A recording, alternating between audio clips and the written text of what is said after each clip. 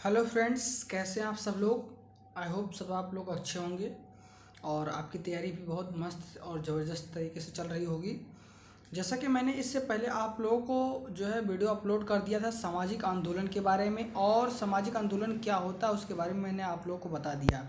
आज के हम इस वीडियो में, जैसा कि मैंने उस वीडियो में बता दिया था कि आज की इस वीडियो में मैंने आप लोगों को बताने के लिए बोला था कि सामाजिक आंदोलन की विशेषताएं क्या होती है और सामाजिक आंदोलन के प्रकार क्या होते हैं, और हर्बर्ट ब्लूमर ने इसके बारे में क्या कहा, और उसके बाद में सामाजिक आंदोलन का विरोध क्या होता है, ठीक है, और प्रकार क्या होता है, इसके बारे में आज हम लोग डिटेल में चर्चा करने वाले हैं। ठीक है, तो चलिए हम बिना देरी किए जो है चलते हैं टॉपिक पे। देखिए, सामाजिक आंदोलन की जो विशेषता होती है, यानी सामाजिक आंदोलन, जैसे कि आप लोगों को मैंने बताया था कि सामाजिक आंदोलन एक ऐसा चीज़ होता है, एक ऐसा होता है जो समाज में व्यक्तियों द्वारा एक ऐसा आंदोलन, जो ऐसे जो है बात को रखा जाए जो समाज के लिए, पूरे समाज के लिए लागू होता है, उसको सामाजिक आंदोलन बोला जाता है। ठीक है, अब देखिए यहाँ पर क्या दिया है कि सामाजिक आंदोलन की जो विशेषता होती है, देखिए क्या कहा है कि सामाजिक आंदोलन की जो विशेषता होती है, ध्यान दीजिए। तो पहला इसमें से विशेषता है सामाजिक परिवर्तन। सामाजिक परिवर्तन क्या होता है? सामाजिक आंदोलन सामाजिक परिवर्तन का एक स्वरूप है। क्या है? एक स्वरूप है, और इसका उद्देश्य समाज में परिवर्तन लाना या परिवर्तन का विरोध करना, यानी समाज में अगर जो परिवर्तन पूरे समाज के लिए हानिकारक है तो उसका विरोध करना, यदि लाभदायक है तो उसका क्या करना, पर उसमें जो है यदि पुराना हो गया तो उसमें परिवर्तन लाना। इस चीज़ के दोनों को प्रति होता है। जब कोई आंदोलन सफल हो जाता है तो वह अपने लक्ष्यों के अनुरूप समाज में परिवर्तन लाता है। जब भी कोई आंदोलन समाज में होती है तो वो आंदोलन क्या होता है कि जब वो पूर्ण हो जाता है तो अपने द्वारा वो क्या करता है, समाज में परिवर्तन लाने की कोशिश करता है। इस प्रकार से आंदोलन के द्वारा समाज में वांछित परिवर्तन लाने का प्रयत्न किया जाता है। ठीक है, क्या किया जाता है? वांछित परिवर्तन लाने का प्रयत्न किया। दूसरा क्या है कि निश्चित उद्देश्य। निश्चित उद्देश्य क्या होता है? तो जो आंदोलन होते हैं उसका एक उद्देश्य होता है। क्या होता है? एक उद्देश्य होता है। देखिए क्या होता है कि प्रत्येक सामाजिक आंदोलन का कोई ना कोई उद्देश्य निश्चित होता है। इस प्रकार उद्देश्य प्राप्ति के लिए लोग संगठन या जागरूक होने का प्रयत्न करते हैं। जागरूक होकर के क्या करते हैं? प्रयत्न करते हैं। और उद्देश्य विहीन आंदोलन से निश्चित उद्देश्य की प्राप्ति नहीं होती। यानी आप जो भी आंदोलन कर रहे हैं उसका उद्देश्य होना चाहिए। अगर जो बिना उद्देश्य किए आप जो है करते हैं तो वह आंदोलन नहीं, आंदोलन के प्रति वह जो है आपका जो जो चीज़ आप ढूंढ रहे हैं उस चीज़ की प्राप्ति आपको नहीं हो सकती। यानी जो चीज़ आप जिस चीज़ के प्रति आंदोलन कर रहे हैं वो चीज़ आपको पता होना चाहिए कि मेरा उद्देश्य क्या है और मुझे किस लिए मैं आंदोलन कर रहा हूँ। ठीक है, ये चीज़ होना चाहिए। तो जो आंदोलन होता है उसका एक निश्चित उद्देश्य होता है। अब देखिए तीसरा जो है क्या है? संकट है। क्या है तीसरा? संकट। ठीक है, अब देखिए तीसरा संकट, इसमें देखिए क्या है कि सामाजिक आंदोलन का जन्म किसी न किसी संकट या एवं समस्या के कारण होता है। यानी जो भी समाज में चीज़ें हैं, अब कोई भी चीज़ अगर जो बुराई फैली हुई है या कोई भी भ्रष्टाचार फैला हुआ है, ठीक है, तो वो एक प्रकार का संकट ही है, समझिए। क्या है? संकट है। और वह एक व्यक्ति के लिए नहीं है, सभी व्यक्तियों के लिए है। ठीक है, जब समाज में कोई ऐसी स्थिति पैदा हो जाती है जिसे लोग अधिक सहन नहीं कर सकते तो उसे हटा देने तथा उसके स्थान पर लाने नई व्यवस्था लाने का सामाजिक आंदोलन किया जाता है। लाने के लिए क्या किया जाता है? सामाजिक आंदोलन किया जाता है। कई बार समाज में संस्कृति में पूर्ण अथवा आंशिक परिवर्तन लाने का प्रयत्न का विरोध करने के लिए भी आंदोलन किया जाता है। क्या किया जाता है? कई बार जो सांस्कृतिक परिवर्तन होता है, जो है आंशिक रूप से परिवर्तन लाने का जो प्रयत्न किया जाता है, ठीक है, उस चीज को लेकर के हो जाता है। ठीक है, आंदोलन। अब चौथा जो है सामूहिक प्रयत्न। क्या होता है? जो समूह में रह करके, अब कोई एक व्यक्ति अकेले तो आंदोलन कर नहीं सकता है। अगर जो करना है तो पूरे समाज को लेकर के, यदि वह समाज के व्यक्ति एक होकर के एक समूह बना करके, एक संगठन बना करके करते हैं तो वह आंदोलन क्या होता है? सार्थक होता है और निश्चित उद्देश्य की प्राप्ति होती है। ठीक है, सामूहिक आंदोलन में समाज के अनेक व्यक्ति सम्मिलित होते हैं। जैसा कि मैंने बताया, क्या होता है कि समाज में जो व्यक्ति होते हैं, जो सभी व्यक्ति क्या होते हैं? सम्मिलित होते हैं और उसके बाद में जो है वह आंदोलन करते हैं। आंदोलन करते हैं तो उसे सामूहिक प्रयत्न कहते हैं। और उसके बाद में एक या दो व्यक्ति समाज में सुधार लाने के प्रयास सामाजिक आंदोलन नहीं कहा जाता। जैसे कि मैंने बताया, एक या दो व्यक्ति आंदोलन कर रहा है तो वो समाज में परिवर्तन नहीं ला सकता। क्यों? क्योंकि वो सभी लोगों को नहीं समझा पाएगा, और समझाएगा तो उसकी बातों को गौर नहीं करेंगे। लोग कहेंगे अरे ये तो ऐसा बोल रहा है, ऐसा बोल रहा है। लेकिन जब वही चीज़ पूरे समाज के ऊपर बीतती है तो वह लोगों के समझ में आती है कि हाँ, ये सामाजिक घटना है और इसको जो है आवाज़ उठानी चाहिए। और जब सभी लोग मिल करके एक साथ मिल करके कहते हैं तो उसको सामूहिक प्रयत्न कहा जाता है। क्या करते हैं? सामूहिक प्रयत्न कहा जाता है। ठीक है।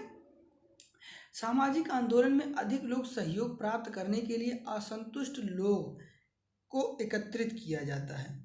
यानी समाज में जब आप आंदोलन कर रहे हैं, ठीक है, तो उसमें आप देखते हैं कुछ लोग ऐसे होते हैं जो उसके प्रति समर्थक रहते हैं, और कुछ लोग क्या होते हैं, उसके समर्थक नहीं रहते हैं। तो जो लोग समर्थक नहीं रहते हैं वो लोग क्या हैं, इकट्ठा होते हैं और उस आंदोलन में भागीदारी लेते हैं और आवाज़ उठाते हैं। ठीक है। और एक समूह बनाते हैं, तो उसको हम क्या कहते हैं? सामूहिक प्रयत्न कहते हैं। ठीक है। उन्हें आंदोलन के उद्देश्यों से परिचित कराने के लिए प्रचार एवं प्रसार के साधनों का अधिकाधिक प्रयोग किया जाता है। यानी अब देखिए, समाज में कोई भी भ्रष्टाचार या बुराई फैली हुई है तो जो लोग उससे पीड़ित हैं वो तो जानते ही हैं, और जो लोग उससे ग्रसित नहीं है लेकिन आने वाले समय में उससे ग्रसित होंगे तो उनको किसके माध्यम से पता चलेगा? तो जब तक वह जो है समाचार पत्रों के माध्यम से पता कर, उसके बाद में अधिकाधिक, अब तो डिजिटल ज़माना चल रहा है, कोई भी भ्रष्टाचार फैल रहा है तो उसको तत्काल जो है उस पर कार्रवाई हो रही है। ठीक है। इस तरह से तो अधिकाधिक इस तरह से प्रचार करके लोगों को एकत्रित करके जो है सामूहिक प्रयत्न किया जा सकता है, सामूहिक आंदोलन किया जा सकता है। ठीक है। अगला देखते हैं। अगला है हमारा जो है अनौपचारिक संगठन। कौन सा संगठन? अनौपचारिक। ठीक है। अनौपचारिक क्या होता है? देखिए, अनौपचारिक यानी अनौपचारिक संगठन प्रत्येक सामाजिक संगठन का एक ही अनौपचारिक संगठन होता है। क्या होता है? एक अनौपचारिक संगठन होता है। इस संगठन के द्वारा आंदोलन के लक्षण प्राप्त होते हैं, प्राप्त करने की योजना बनाई जाती है। क्या बनाई जाती है?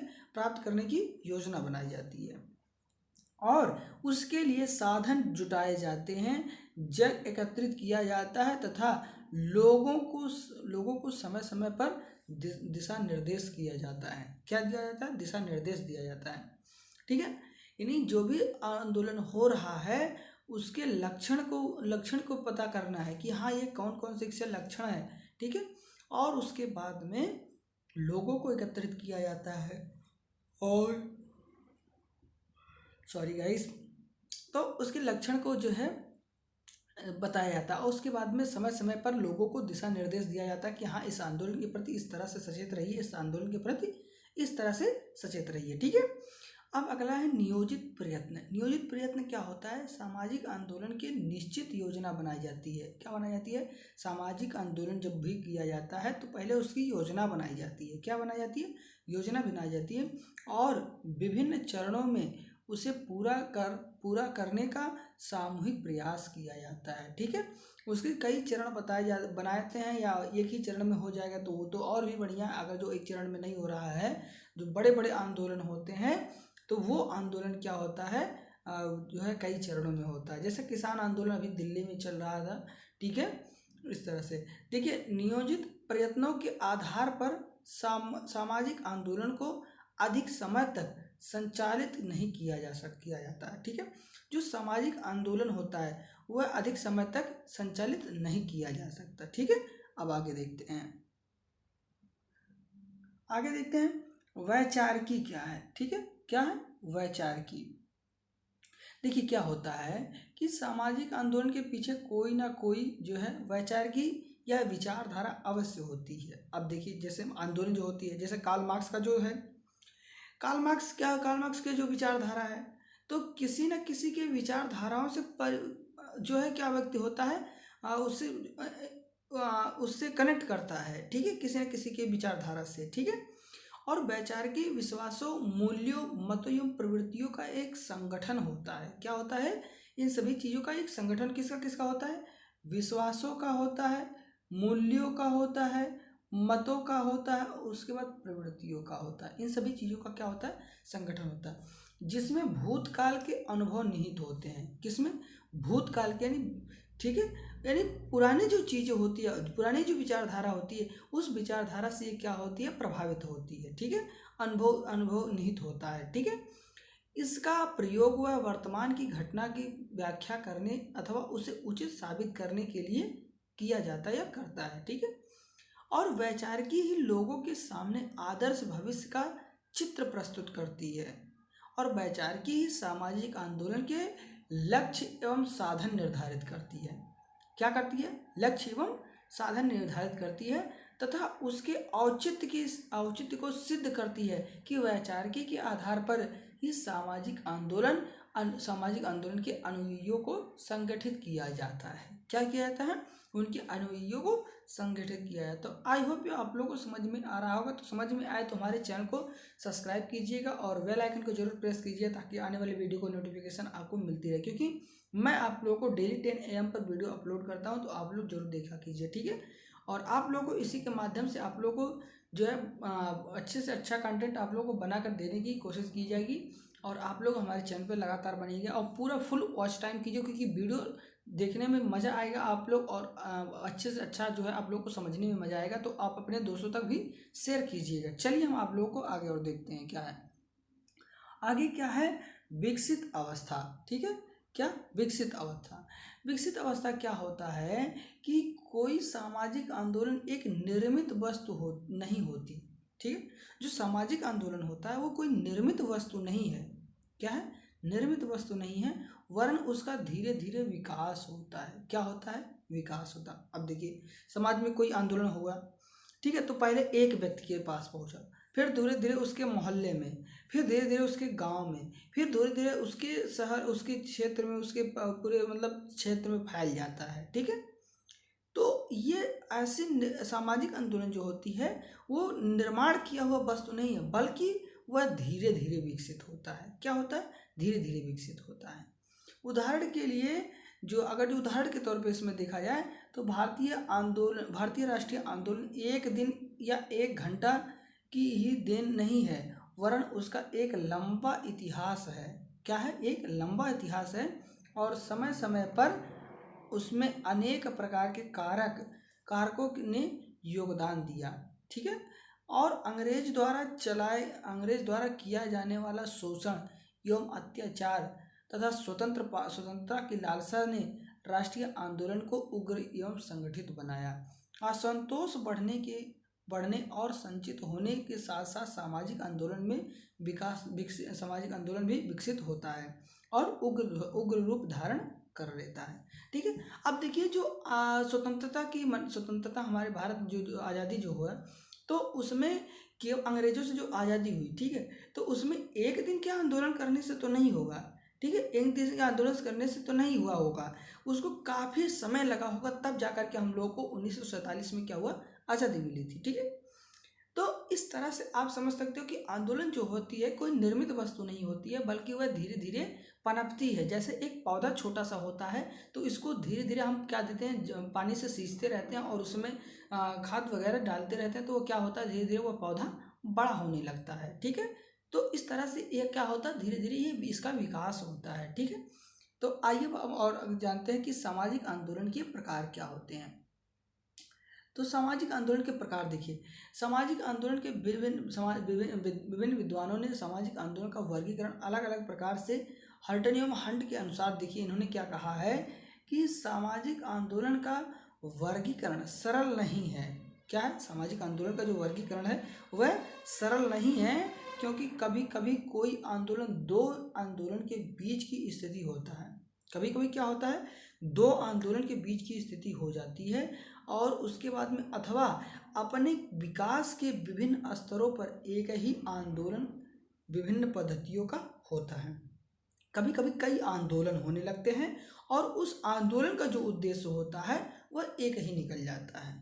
ठीक है, कई प्रकार के आंदोलन जो होते हैं और उसका आंदोलन क्या होता है, एक ही उद्देश्य होता है। ठीक है, अब देखिए देशांतर आंदोलन क्या होता है। देशांतर आंदोलन सबसे पहले जानते हैं। तो देशांतर आंदोलन क्या होता है कि देशांतर आंदोलन में जनसंख्या का एक स्थान दूसरे स्थान पर हस्तांतरण, मतलब एक स्थान से दूसरे स्थान पर जाना।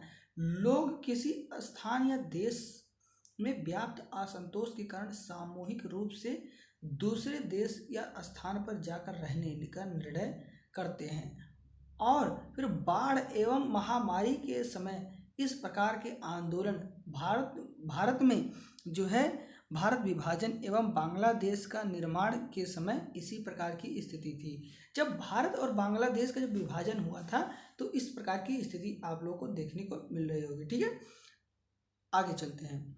अब देखिए अभिजनित क्या आंदोलन क्या होता है, अब इसके बारे में जानते हैं। ठीक है, तो ये जो अभिजनित जो है मूलक आंदोलन में व्यक्ति अपने असंतोष को परिवर्तित करके दूसरे माध्यम से प्रकट करता है। ठीक है, क्या करता है, अपने असंतोष को परिवर्तित करके दूसरे माध्यम से प्रकट करता है और अपनी भावनाओं को स्वप्नों को संस्कारों, नृत्य, खेलकूद के आदि के रूप में प्रकट करता है, जिससे कि जीवन में जीने योग्य हो जाता है। जीवन उसका क्या होता है, जीने योग्य हो जाता है।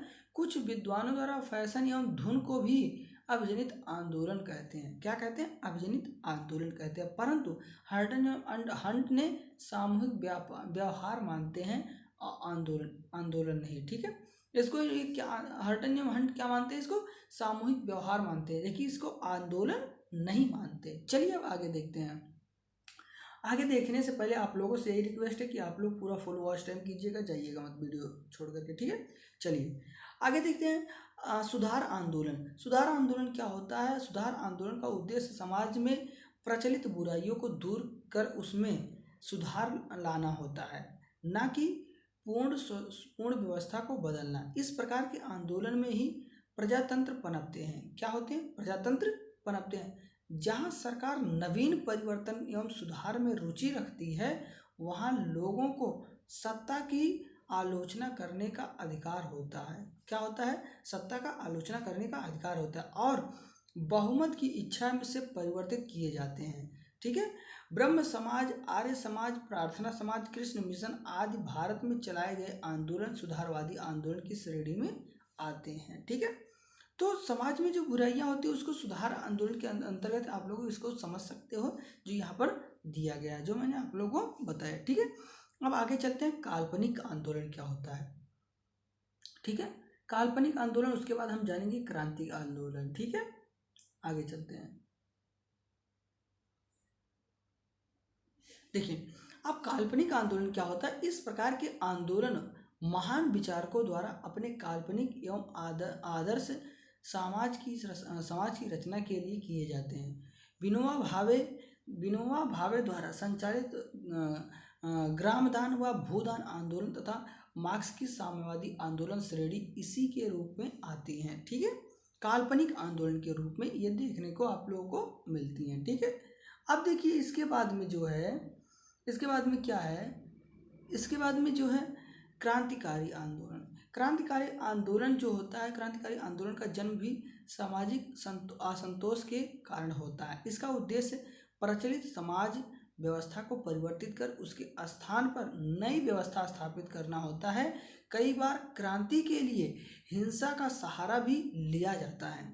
जो क्रांति की जाती है, जो आंदोलन किया जाता है, कभी कभी हिंसा का भी सहारा लिया जाए। जब आप कहते हैं ना कि जब आप घी जब सीधी उंगली से नहीं निकलती है तो टेढ़ी उंगली करना पड़ता है। ठीक है, तो ये जब कोई भी आंदोलन हो रहा है तो उसके खिलाफ वाले जो नहीं मान रहे हैं तो हिंसा भी करना पड़ता है उसके लिए। ठीक है, अब देखिए हर्टनियम हंट के अनुसार क्रांतिकारी आंदोलन वर्तमान सामाजिक व्यवस्था को उखाड़ कर उसके स्थान पर एक भिन्न व्यवस्था को प्रतिस्थापित करना चाहता है। ठीक है, आगे देखते हैं। अब इसके बाद में कहते हैं हर्बर्ट ब्लूमर क्या कहते हैं, क्या वर्गीकरण इन्होंने किया है, इसके बारे में ही जानते हैं। अब देखिए इन्होंने क्या कहा है, सामान्य सामाजिक आंदोलन। जो सामान्य सामाजिक आंदोलन होता है वह संस्कृति मूल्यों में धीरे धीरे परिवर्तन फलस्वरूप इस प्रकार के आंदोलन पैदा होते हैं। ठीक है, और ऐसे आंदोलन नवीन मूल्यों, विचारों तथा विश्वास प्रारंभ में स्पष्ट होता है। परिणाम स्वरूप अगर जो देखा जाए तो इसके आधार पर विकसित आंदोलन भी स्पष्ट एवं संगठित होते हैं, जिसमें अनुभवी नेताओं की कमी होती है। क्या होती है? अनुभवी नेताओं की कमी होती है। और युवा आंदोलन, महिला आंदोलन एवं श्रमिक आंदोलन इस प्रकार के आंदोलन के उदाहरण हैं ये। ठीक है, आगे देखते हैं विशिष्ट एवं सामान्य आंदोलन क्या होता है। विशिष्ट सामाजिक आंदोलन क्या होता है? विशिष्ट और सामाजिक आंदोलन क्या होता है कि ऐसे आंदोलन के निश्चित उद्देश्य होते हैं तथा संगठित प्रकार के होते हैं। ऐसे आंदोलन से संबंधित विचारधारा एवं मान्यताओं का पालन सदस्यों को करना पड़ता है। जो उसके आंदोलन के सदस्य होते हैं उसको करना पड़ता है।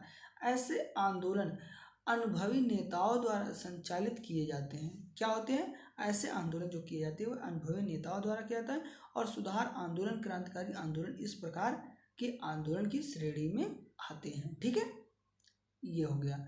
अब उसके बाद में फिर ये क्या कहते हैं? ये कहते हैं कि देखिए, ये कहते हैं ब्लूमर जी कहते हैं कि अभिव्यक्ति सामाजिक आंदोलन, इन्होंने तीसरा बताया कि इस प्रकार के आंदोलन का उद्देश्य किसी भी विषय में सामूहिक एवं सहमति को प्रतीक रूप में प्रकट करना होता है। उसके बाद ब्लूमर ने कहा है कि ब्लूमर ने आंदोलन को दो भागों, धार्मिक आंदोलन एवं फैशन आंदोलन में बांटा। जो ब्लूमर महोदय थे इन्होंने आंदोलन को दो भागों में बांटा। पहला इन्होंने क्या कहा? धार्मिक आंदोलन के रूप में, और दूसरा फैशन आंदोलन के रूप में। इन्होंने दो भागों में बांटा। ये चीज़ बहुत ज़्यादा इंपॉर्टेंट है और ये पूछता है क्वेश्चन। ठीक है, मैंने देखा तो कई सन में इसको जो है पूछा गया है, तो आप लोग इसको देख लीजिएगा। ठीक है, अब देखिए उसके बाद में डेनिस सॉफ के अनुसार इन्होंने सामाजिक आंदोलन को 4 भागों में बांटा है। कितने भागों में? 4 भागों में। तो पहला इन्होंने कहा क्रांतिकारी आंदोलन। क्या कहा? पहले इन्होंने क्रांतिकारी आंदोलन कहा, दूसरा कहा प्रकारवादी आंदोलन, और तीसरा सुधारवादी आंदोलन, एवं चौथा जो है आंदोलन रूप, ये जो है आंदोलन के रूप में चौथा इसको मानते हैं। ठीक है, आगे चलते हैं। अब इसके बाद में इसके विरोध के बारे में जानते हैं, जैसा कि मैंने आप लोगों को बताया था। ठीक है, अब आगे देखते हैं। जो ये किसी भी समाज में आंदोलन तब पैदा होता है, यहाँ पर सॉरी मिसप्रिंट हो गया है, समाज रहेगा।